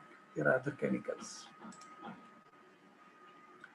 Then if you want to work with such chemicals, you have to discuss with your supervisor, you have to read the MSDS, and you have to follow the departmental procedures and the safety procedures. Okay. You use the personal safety procedures, that means that you wear the personal protective equipments. Your lab should have proper ventilation, proper PPE equipment should be used, and you work in a designated area. You are not supposed to work in any common place. If the pregnant women, they are working in the laboratory, they should be very worried about the teratogens. I have shown that this is a selected carcinogen, teratogen, okay? they should be always worry about that. Then how to dispose of, how to collect the waste and dispose of. If it is general waste, use the trash cans. If solvents, again halogenated, non-halogenated should be stored separately, hazardous and non-hazardous. Okay, put the proper labeling system. Acids and bases should be diluted and stored separately, okay, or maybe caustic reserves. But don't dump any chemicals into the drain. Always keep in mind, okay, don't throw any chemical into the sink. From today, you take a oath that I will not put any solvent or chemical into my wash basin, okay. Always keep a oath. Our organic solvents is a bottle it properly, label it properly, and dispose it properly. If you are using the same solvent, try to recover, redistill, and reuse it. Okay, put a date when it was collected, put in a proper container. Acids and bases, again follow the same procedure. If it is a used acid, bottle it properly and send it for disposal. Okay, but don't throw anything into the sink. Don't throw anything into the soil. Follow the standard procedure so that our nature will not be contaminated and it will not be hazardous to you, to your family, and to the nature. Then another waste, if you are really interested how to treat this hazardous waste, go to this website. All the procedures are given there, how to collect the highly hazardous material waste and how to dispose it off. Okay, try to use some internet websites where all the information is given in a proper manner. These are mandatory safety rules you should compulsory follow in the lab.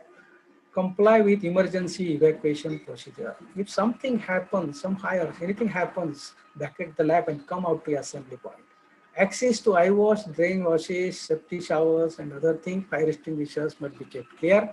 Eating and drinking. From today, you take a oath that I will not eat or drink anything into the laboratories or any animal or anything tissue culture labs. Adequate eye protection, I will buy a face shield, I will buy a safety goggle, and I will try to wear while working in the laboratory. Okay, open to shoes, don't avoid this wearing chappals, sleepers, open to shoes. Buy close to shoes and wear into the laboratory. Okay, all fires that can be extinguished with a fire extinguisher. If you are unable to use this fire extinguisher for in case of fire, inform others, take a safety training, okay? And always you should be vigilant that if something happens, I should know. Okay, the fires that have been extinguished must be reported. If any accident happen into the laboratory, make a practice that I will write an accident report in a proper format. I will show you what is that format, how to write that. Then immediately report any work related to injury. If anything happens, immediately report to your supervisor, to your organization. Okay, take that present unusual hazards must be reviewed. If you are using any hazardous material, take a review and try to replace with the non-hazardous materials. Labels and containers, as I told you, how to write it, what precautions you want to take it, and it should be written in a proper manner. Any chemicals, biological materials, compounds, hazardous materials must be shipped. While shipping also from one place to the other place, first prepare a material safety data sheets. Write the nature of the material, what you are shipping, what is the nature of the chemical. Okay. Then when working in a selected carcinogen, like if you are using the benzene, first of all, avoid it. If you want to still use it, comply with all the safety procedures. Okay. Pipetting by mouth, don't never pipette by mouth. Pipetting by mouth is forbidden. If you are pipetting by mouth, it is a wrong practice. And always, when you are working in the laboratory, always tell people that everything is safe, everything is in order, and all are awake. Gas cylinders, if you are using, secure it properly with a chain.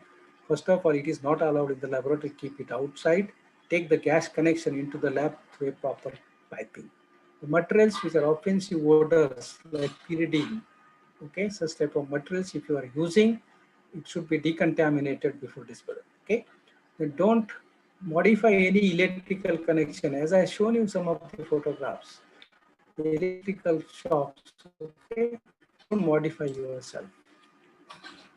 These are some of the things, most of the things I have covered now. Okay. This is the same thing I have shown here, long hairs. This is the wrong practice. Okay. This is the wrong practice. So I have shown some of the things here in the same way, in the pictorial way. This is a safety shower. Okay, you can take the shower immediately so that you can save your body. This is a fire extinguisher. This is a first aid box. Okay, and you should know how to use the fire extinguishers. In case of anything, any happens, you should know these numbers. Police 100, fire 101, and ambulance 101. It should be typed and pasted on the common doors of the laboratory. Okay. And then these are some optional things. Most of things now. Try to take precaution that the burner should not be, first of all, it should not be used. If you are using, it should be used between cover. Okay. While performing any distillations, most of the times it happens the surface distillation. Why this is happening? Because of not put this bubble formation source. So always put a stick, bamboo stick or a porcelain bead. Okay. While the distillation, when the distillation is stopped, once it is cooled, before starting, take the precaution that try to replace that bead with a fresh bead, a fresh bamboo stick. This is the source of bubble formation. If you don't put it, try to heat the material, there will be surface distillation. Material will distill, but there will not be any surface movement. And if in a hurry, if you know that I did a mistake, and if you put immediately in the hot liquid, if you put some bamboo stick or any porcelain bead, it will explode like anything. Okay, don't do that mistake. Because of such silly mistakes, so many accidents have happened in the laboratory, and so many problems have caused to the property and the individuals. Okay, then cover the things here. Follow the instructions very carefully. How to use these hazardous materials and all these things. I have shown some of the studies here. How the accidents have taken place in the laboratory and how the loss to the property, loss to the individuals. Okay.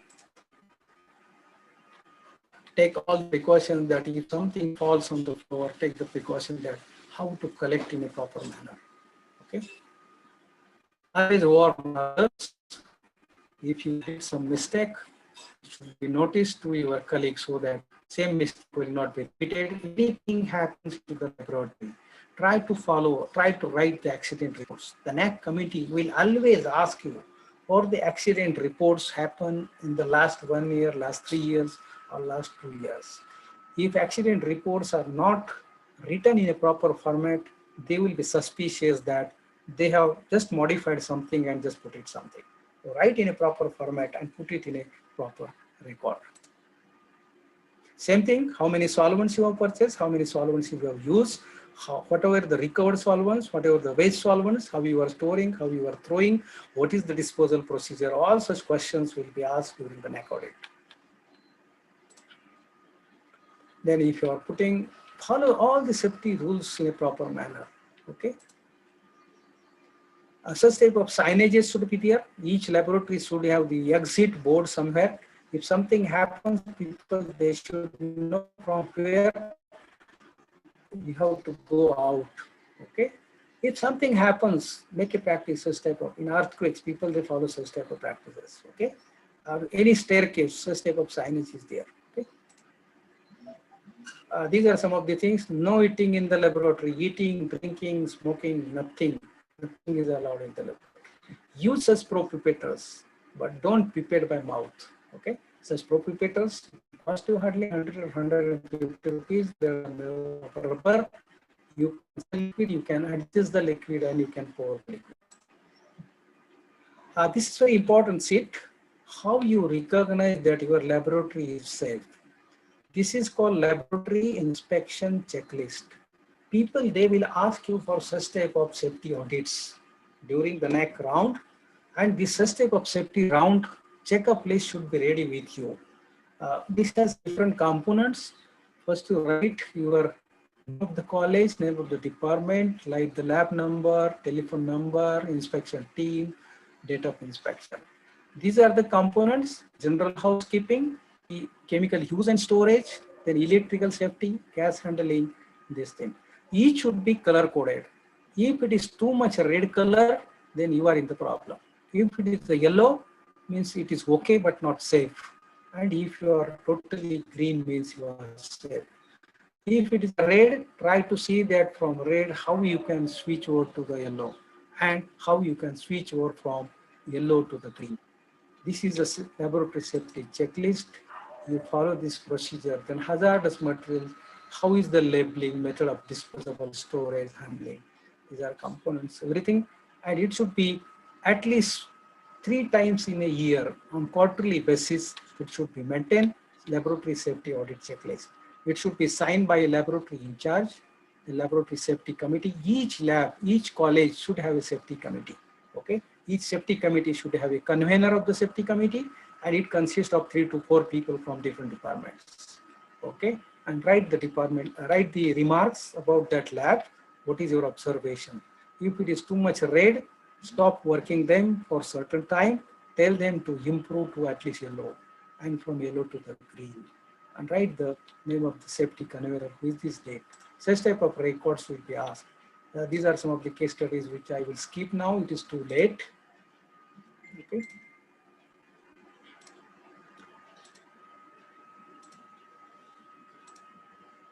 These are some of the accidents which have taken place while doing the research work, performing some new reactions.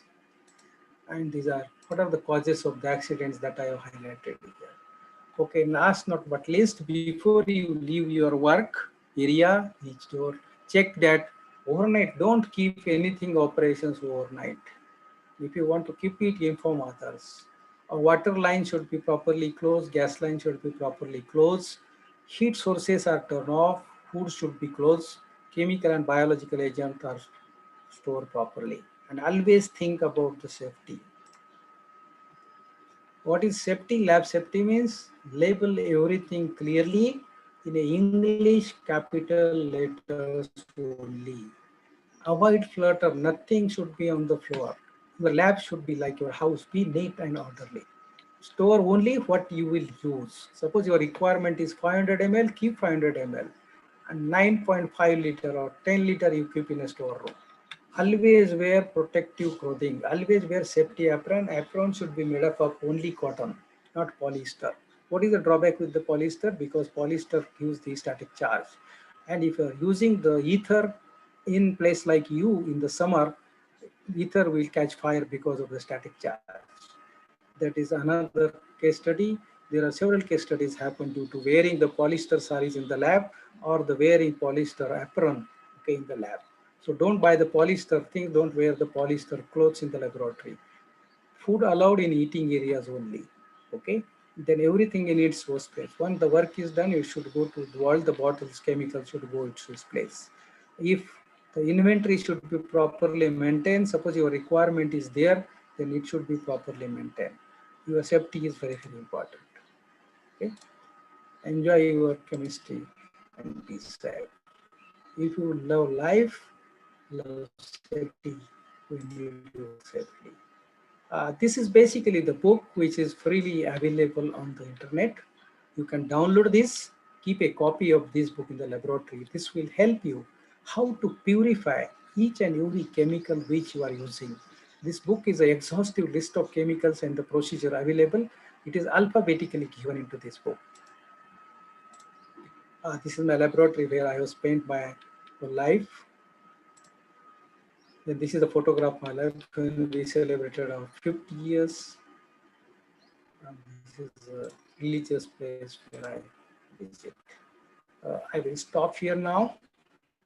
I have done.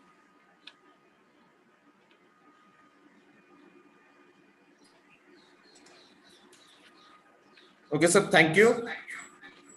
Thank you for the nice presentation on laboratory safety practices.